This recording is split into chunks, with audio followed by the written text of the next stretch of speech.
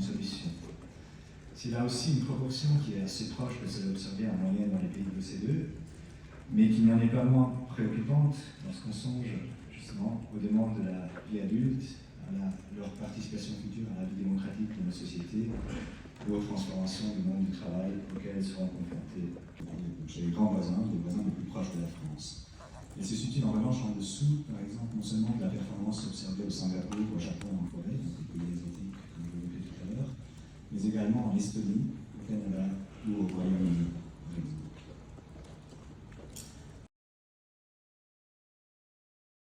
Plaisir d'introduire Thierry, qui est sous-directeur des évaluations et de la performance scolaire à la DEP, la direction de l'évaluation de la prospective et de la performance au ministère. Donc Thierry a un background de statisticien et est docteur en psychologie. Il est spécialiste des questions de mesure des connaissances et des compétences des élèves. Il a contribué à l'élaboration de nombreux programmes d'évaluation standardisés à l'échelle nationale au sein de la DEP, mais de façon encore plus pertinente pour aujourd'hui, Thierry a aussi beaucoup contribué aux évaluations internationales, puisque entre 2018 et 2024, il a été président de l'IEA, l'International Association for the Evaluation of Educational Achievement, qui supervise la conduite des évaluations internationales de Teams et de Pearls notamment.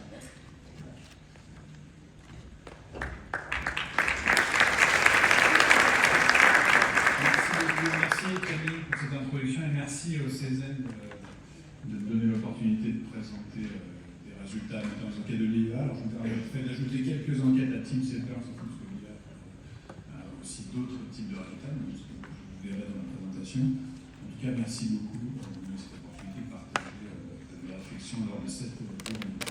Alors peut-être un petit mot d'abord sur la DEP, qui est le service statistique de l'éducation.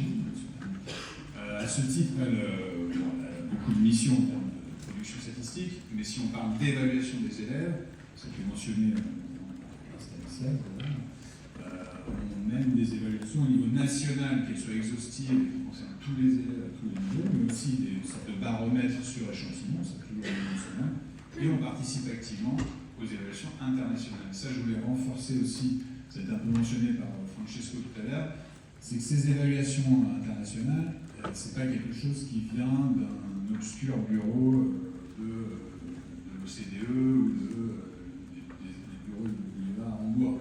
C'est des entreprises, au sens large, très collaboratives. C'est-à-dire qu'il y a l'IEA, par exemple, bien que l'IEA, c'est une association internationale. Donc il y a des membres de l'association, en l'occurrence, il y a des membres représentants pour la France, il y a un membre pour chaque pays. Et cette association, elle a une gouvernance, dont j'ai eu l'honneur de présider le conseil d'administration, mais elle est gouvernée par les membres. Et non seulement elle est gouvernée par les membres, mais en plus, le développement et l'implémentation de toutes ces études, c'est fait aussi par les pays. Les équipes nationales discutent entre elles, c'est des équipes dédiées par exemple à la DEP qui discutent avec leurs équivalents à travers le monde pour penser la méthodologie, pour développer les épreuves, et donc il y a énormément d'échanges et de discussions. Pour dire que c'est quelque chose qui est très ancré, très collaboratif.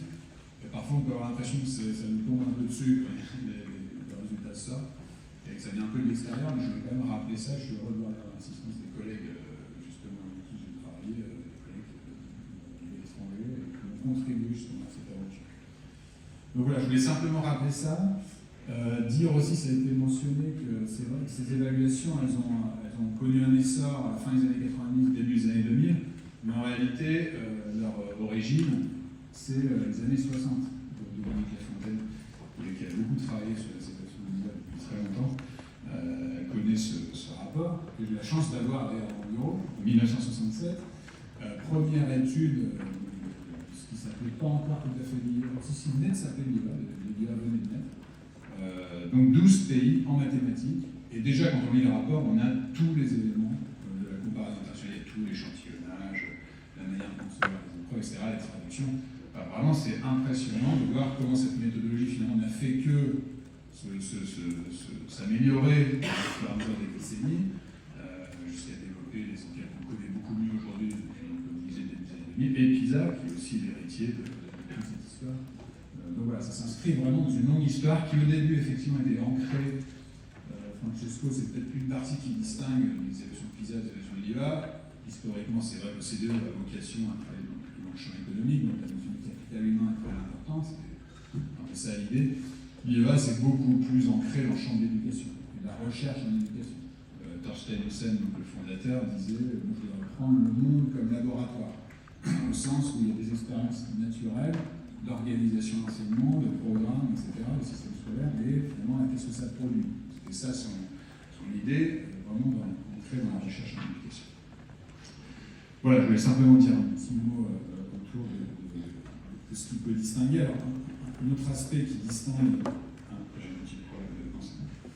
Un autre aspect qui distingue ces évaluations, ça a été mentionné également, c'est-à-dire que les évaluations de l'IEA, venant, c'est assez logique, de cette idée de recherche en éducation, de comparaison de structure éducative, on va dire, par des programmes scolaires. C'est-à-dire qu'on s'interroge sur les différents programmes scolaires, quels sont les programmes scolaires en mathématiques, suivant le cursus, il y a beaucoup de discussions autour de ça. On publie d'ailleurs, il y a des encyclopédies très intéressantes, c'est des communications de l'IEA qui comparent les programmes scolaires, les contenus dans les programmes scolaires de différents pays, ça c'est très très intéressant comme documentation.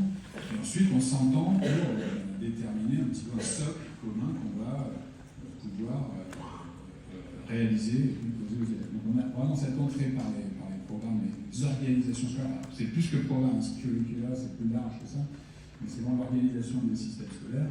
Et donc logiquement basé pas sur un âge, comme PISA, mais sur un niveau scolaire, grade 4, grade 8, c'est-à-dire 4e année d'enseignement obligatoire, ou 8e année la plupart du temps d'enseignement obligatoire. Donc voilà, moi je n'oppose pas les deux configurations, au contraire, je trouve qu'elles sont extrêmement complémentaires. Il y a deux histoires différentes, deux logiques différentes, mais au final, ce qui est intéressant de voir, c'est que tout ce qui est le corpus méthodologique de ces évaluations, c'est vraiment très très très similaire. Il y a énormément d'échanges entre ces deux types d'évaluations. Alors, un petit mot pour commencer par Teams, je crois que c'est le plus récent. Teams, donc sur les maths et les sciences, donc un peu sur, comment dire, il y a des centaines de milliers d'élèves qui sont évalués dans le monde, des écoles qui participent, des enseignants. Donc on a quelque chose aussi de massif. D'ailleurs, je ne suis pas sûr qu'il y ait l'équivalent de ce type d'enquête. Bon, je ne connais pas tous les autres domaines d'enquête, mais aussi d'un point de vue du volume des données générées et du nombre de pays participants, etc., dans d'autres champs de recherche. Il y a vraiment quelque chose d'assez unique. Je tiens aussi à signaler que tous ces résultats, que ce soit ceux de PISA ou de celui-là, sont accessibles en ligne de manière très transparente. Les données individuelles, alors bien sûr avec toutes les procédures qu'il faut pour respecter le secret statistique, mais elles sont accessibles pour la recherche, pour les analystes secondaires, etc. Ça, je tenais à signaler aussi que c'est des opérations extrêmement en sciences ouvertes depuis fort longtemps, bien avant qu'on parle de sciences ouvertes. Ça a toujours été que ça fonctionne comme ça. Voilà, donc les pays participants. Stanislas a montré des graphiques de classement, ce sont des rankings, comme on dit, c'est des classements en fonction du score obtenu ici en mathématiques. Et les petits rectangles symbolisent l'intervalle de confiance, puisque ces évaluations sont réalisées sur échantillon. Donc là, on a par exemple autour de nous, autour de la France, on a le tableau des pays en bleu foncé qui ne se distinguent pas d'un point de vue statistique du score de France. Alors qu'en bleu clair, on se distingue de manière statistiquement significative. Donc, on a effectivement une vision, c'est d'avoir montré les résultats de la DEC, notamment effectivement une tendance un petit peu non seulement dans le classement, mais en tout cas en mathématiques baissière depuis plusieurs décennies maintenant. Et il n'y a pas que Teams d'ailleurs qui montre ça.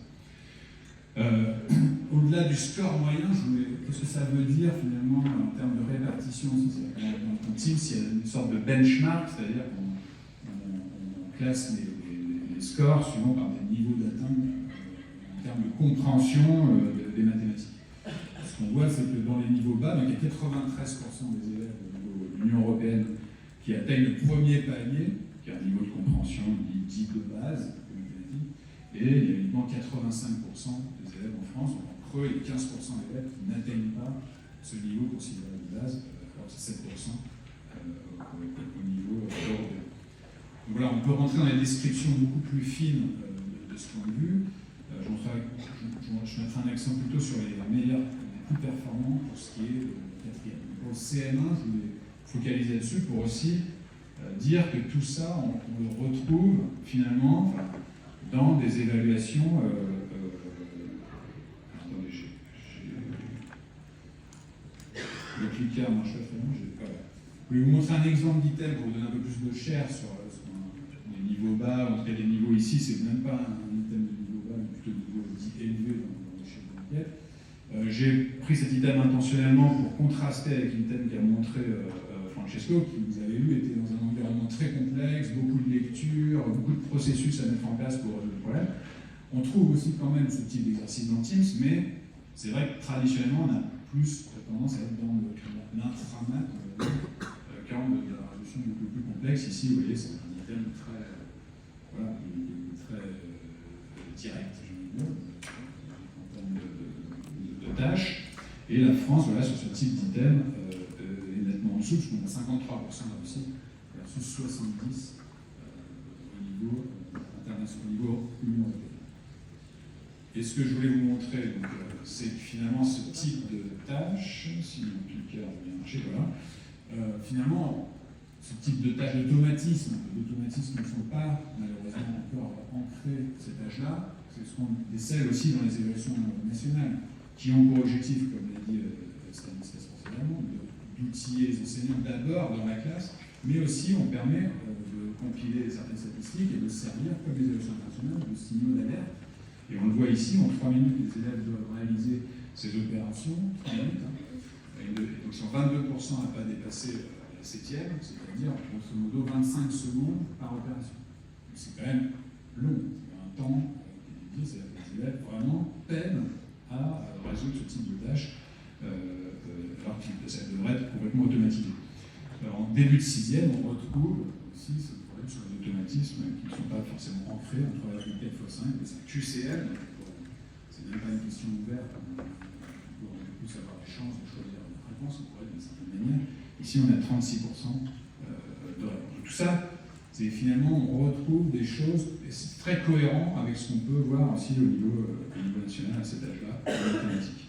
Alors, un résultat en tendance qui était frappant dans les derniers résultats de Teams, en CM1, c'était l'évolution des écarts garçons-filles. Autant on avait un résultat stable de 2019 à 2023 en moyenne, là on a l'impression d'une petite baisse d'un point, mais elle n'est pas significative. Mais en revanche, on a un écart, comme vous voyez ici, qui était de 13 points, qui passe à 23 points. Une augmentation significative des écarts entre garçons et filles en CM1 sur cette période de 4 ans. Alors là encore, est-ce que c'est particulier à Teams? Il se trouve que je fais un petit peu de pub pour une publication. Alors avant ça, avant de faire ma pub, vous dire que ça conduit la France à être finalement le pays de la zone Union européenne et OCDE, des pays qui ont participé à Teams, avec le plus d'écart garçons-filles en CM1. Par exemple 20 points sur l'échelle de Teams. Donc ça, c'est un signal quand même inquiétant. Alors, on a publié, c'est une petite publicité, il n'y a pas très longtemps, une synthèse des performances, des écarts de performance entre filles et garçons et de leur évolution à la fois au cours du cursus et à la fois au cours du temps. Alors, ce qui est intéressant, et ce qu'avait montré il y a eu des papiers là-dessus, puis on a des papiers en plus en cours là-dessus, mais c'est que tout début de scolarité, on a un panel d'élèves d'ailleurs recrutés en petites sections, et les tâches de mathématiques qui ont été réalisées, les filles sont plus performantes que les garçons. C'est 30 000 élèves, donc c'est massif, et on voit que c'est le petit rectangle blanc qui montre que sur cet échantillon-là, les filles réussissent mieux que les garçons sur ces tâches mathématiques en petites sections. En début de CP, il y a des différences qui sont plus ou moins significatives, on retrouve d'une dimension à l'autre. On voit un léger avantage aux filles, mais c'est plutôt, on va dire, un peu comparable, on se compare au niveau de CP. Et puis en mi-CP, c'est en milieu de CP, on a une évaluation en milieu de CP aussi nationale, et encore en début de C20, on a un renversement de situation en cours de l'année de CP, qui fait que les filles décrochent, donc elles se font décrocher par les garçons en mathématiques. Les garçons prennent le pas au cours de cette année de CP. Alors qu'est-ce qui se passe pendant cette année de CP? Il y a différentes types de thèses, différentes recherches qui sont proposées. Mais on voit cette aggravation au cours de l'année scolaire de l'écart. Ici, c'est du coup, à chaque fois, on prend complètement, mais on voit bien qu'il y a une augmentation de cette aggravation. Donc ça, c'était un signal d'alerte de Teams, mais qui rejoint complètement des constats faits au niveau national. Le quatrième, encore une fois, le graphique a été montré tout à l'heure, on a une place qui là aussi est préoccupante, qui est très nettement décrochée par rapport à la moyenne de l'Union européenne. On pourrait le relier aussi au niveau socio-économique, mais je ne vais pas revenir là-dessus. On retrouve des éléments que mentionnait Francesco. Je veux juste vous dire peut-être, finalement, on a un décrochage d'environ 30 points par rapport à l'Union européenne. Qu'est-ce que ça veut dire, finalement? Un article publié par certains collègues de l'ADEP récemment dans notre revue académique d'éducation et de formation, on a fait cet exercice sur un panel de qu'est-ce qu'on gagne une année scolaire dans une épreuve en termes de pourcentage d'écart type. C'est un peu notre unité de mesure, on pourrait dire. Et ce qu'on voit, c'est que, donc, avec ce travail psychométrique assez approfondi qui a pu être réalisé, on est à peu près à 34% d'écart type en mathématiques par année scolaire. C'est-à-dire que si dans des tests de mathématiques, je vais gagner 34 points si l'écart type est de 100. D'ailleurs, c'est le cas dans PISA ou dans Teams, par un écart type de 100, on n'est pas forcément 100 dans tous les pays, mais en tout cas, c'est la unité de base. Donc, grosso modo, je suis en train de faire un exercice c'est un exercice statistique, hein, c'est pour vous donner un peu une idée. On a à peu près 34 points de Teams ou de PISA d'une année scolaire. Si on avait fait Teams en CM2, on serait peut-être tout juste dans la moyenne des pays européens. Et encore une fois, c'est la projection vraiment théorique statistique. Mais ce qui nous sépare, c'est une année scolaire. C'est pas rien, c'est quand même 34 points, mais un petit peu ça en tête. Et c'est ce qu'on retrouve d'ailleurs dans d'autres pays. Il y a plusieurs, ça converge entre 30 et 40, ça peut dépendre un petit peu des pays. Il y a d'autres études d'ailleurs qui ont pu être réalisées. Alors oui, j'avais dit pour les quatrièmes, je voulais insister sur l'aspect aussi élèves les plus performants. L'autre bout du spectre, des élèves qui peuvent vraiment, vous voyez, peuvent étendre leur compréhension à tous les types de nombres, résoudre une variété de problèmes dans des contextes très flexibles pour des problèmes, etc. Ces élèves très performants, vous voyez que leur taux est quand même très faible en France, c'est 3%. Alors, il est faible aussi dans l'Union européenne, mais il est quand même de 11%. Alors, si on compare à des pays plus performants, Francesco parlait des pays asiatiques, Singapour c'est 50%, pour vous donner une idée. Après, c'est vrai que comparaison n'est pas raison, comparer le système des Français et le système de Singapour, on pourra largement discuter, mais c'est pour vous donner une idée un peu de ce qui sépare et de cette signaux d'alerte aussi, pas seulement sur les élèves en difficulté, mais aussi sur les élèves les plus performants. Voilà un exercice, par exemple, à un niveau avancé, une soustraction entre deux fractions.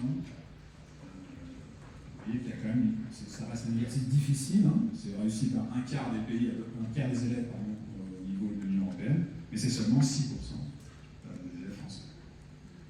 Compréhension de fraction, enfin, c'est un exercice de la ligne numérique, voilà, mais encore une opération après, sur les opérations, mais en tout cas, tout ça est cohérent, mais là on est sur des tâches encore plus complexes. Alors, Pearls, donc là je vous ai montré très rapidement Teams. Pearls, on est sur la compréhension de l'écrit, toujours en CM1, donc grade 4. Résultat, c'est 2021 la dernière mouture, ce sera 2026 la prochaine.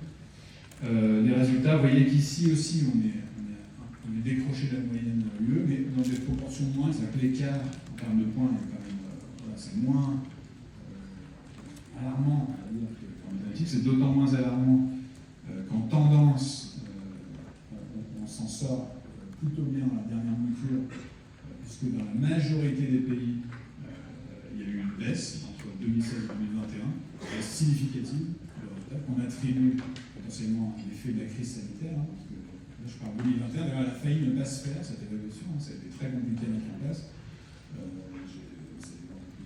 D'ailleurs, l'IEA a fait Pearls, on a réussi à faire, mais PISA, on a dû reporter dernièrement, en 2022, vu l'état des écoles, l'ouverture des écoles dans le monde.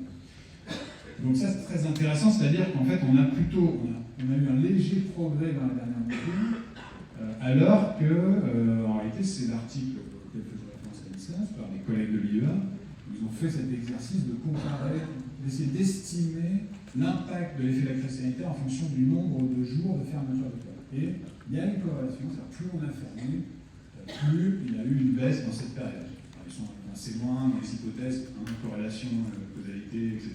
Ils discutent tout ça dans l'article, un article qui est assez documenté.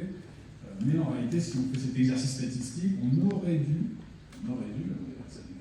baisser d'environ 5 points, et en réalité, on a augmenté de 3 points. Donc, c'est quand même positif. Je suis assez d'accord avec Stanislas. Nous, on est souvent annonciateurs de mauvaises nouvelles, malheureusement. C'est le messager, mais en tout cas, là, on a quand même un signal très positif. Donc, on a déjà cassé cette tendance depuis 2001 qui était à la baisse, continue. Cette tendance a été cassée, et malgré le fait qu'on a subi la crise. Donc ça, c'est un résultat extrêmement intéressant. Et en plus, d'autant plus intéressant, là, si je rentre dans le détail, que cette tendance a été cassée, notamment dans les processus les plus complexes de compréhension. Pour simplifier, on fait lire le texte aux enfants, puis il y a des questions d'un niveau, disons, simple, de prélèvement d'informations, par exemple, prélever des informations complexes directement, et puis des traitements plus complexes, où il y a de l'implicite, tout n'est pas dit dans le texte, mais je dois faire appel à un niveau de compréhension, des processus de compréhension beaucoup plus fins. Bon, c'est sur ces niveaux de compréhension qu'on a progressé. C'est intéressant parce que déjà en 2016, avait fait un choc, à l'époque où c'était sorti en 2017, sur Peirce, on s'était rendu compte qu'effectivement, Peirce, il y a une particularité, c'est qu'on interroge des textes longs. Des textes assez longs, il faut passer du temps à les lire, etc. Et ce qui permet justement d'évaluer des niveaux de compréhension très fins. Et ça, donc on s'est interrogé collectivement, quand je dis on, c'est notre système, sur finalement est-ce qu'on pratiquait ce genre de lecture. Et les enseignants, je donne un petit exemple, en plus les élèves devaient rédiger les réponses, là, il y a pourquoi penses-tu que les parents, je ne vais pas vous dire le texte, mais l'information n'était pas donnée explicitement. Il fallait quand même comprendre l'histoire, interpréter, et puis essayer d'expliquer, de justifier pourquoi. Alors vous voyez, on est un peu décroché sur ce type d'item. Au passage, vous pouvez retrouver plein d'exemples d'items détaillés documentés sur notre site, notamment pour les praticiens, c'est très intéressant, pour les enseignants. Là, ce que nous disaient les enseignants eux-mêmes, par la perception qu'on pouvait avoir, c'est que ce type de tâches de compréhension plus fine était justement moins réalisé en France que si on compare par rapport à leurs collègues de l'Union européenne. Vous voyez, par exemple, retrouver les informations dans un texte, c'est massivement fait comme type d'activité avec les élèves. On a fait un texte, on a fait des informations dans le texte, c'est le prélèvement dont j'ai parlé, c'est massivement fait partout. Mais si vous me parlez de comparer les lectures antérieures, à décrire le style, ou à comparer des vécus, etc., qui permet d'entrer dans des niveaux de compréhension beaucoup plus fins, des tâches de compréhension, on voit que les enseignants français sont bien moins nombreux à déclarer ce genre de pratique comparé à leurs collègues européens. Ça, c'était aussi une leçon, disons, en termes de, là, pour le coup, au niveau pédagogique, là, vraiment, un peu structurel, le système, etc., mais un intérêt très concret dans la classe. Alors, quand même, je pense que j'ai encore un petit peu de temps, mais je voulais quand même pas faire cette présentation sans citer deux autres enquêtes de l'IA qui, à mon sens, sont vraiment intéressantes aussi, un peu moins connues, malgré le fait qu'elles ont soutien de la Commission européenne. Quand même, la Commission européenne s'intéresse beaucoup à ces enquêtes, elle finance ces enquêtes parce que ça fait partie d'un indicateur qu'elle considère comme très important. Les compétences numériques avec l'enquête ICILS. Donc à la fois sur les aspects de comment je me sers du numérique, c'est un peu la littératie numérique, on va dire, comment je me sers du numérique pour communiquer, etc. Et à la fois ce qu'on appelle la pensée numérique, c'est-à-dire pour faire vite autour du collège. Alors on voit que la France, vous voyez, tire plutôt bien son épingle du jeu, c'est-à-dire qu'on est dans la moyenne, il y a un groupe qui est dans la moyenne des pays de l'OCDE, et on est plutôt pas mal placé, on est même un peu au-dessus en pensée informatique, on est significativement au-dessus de la moyenne de l'Union européenne, donc ça c'est des résultats positifs, on disait qu'il fallait faire un peu de positive thinking, et là quand même c'est un résultat très intéressant. Ce que montre cette enquête, c'est qu'aussi, il n'y a pas de, mais ça je pense que maintenant on le partage tous, mais déjà en 2018 c'était tout ce qui a été montré, le mythe du cognitive, etc. Il y a beaucoup d'élèves qui éprouvent des difficultés assez sérieuses dans la fréquentation de l'informatique, de l'outil, de la compréhension des messages, etc. Là, c'est un petit exemple sur un site où on demande aux élèves qui pensent que ce site est fiable. Il y a plein d'éléments qui nous montrent que c'est un site qui veut vendre un produit sous prétexte d'arguments scientifiques pour soigner, je ne sais plus trop quoi dire.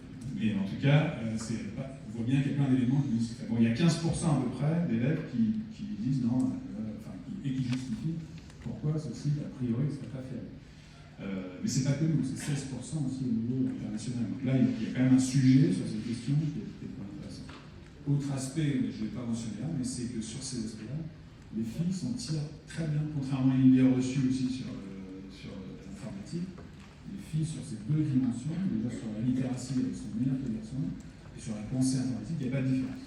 Voilà, quand on sait les orientations ensuite des filles, les stéréotypes,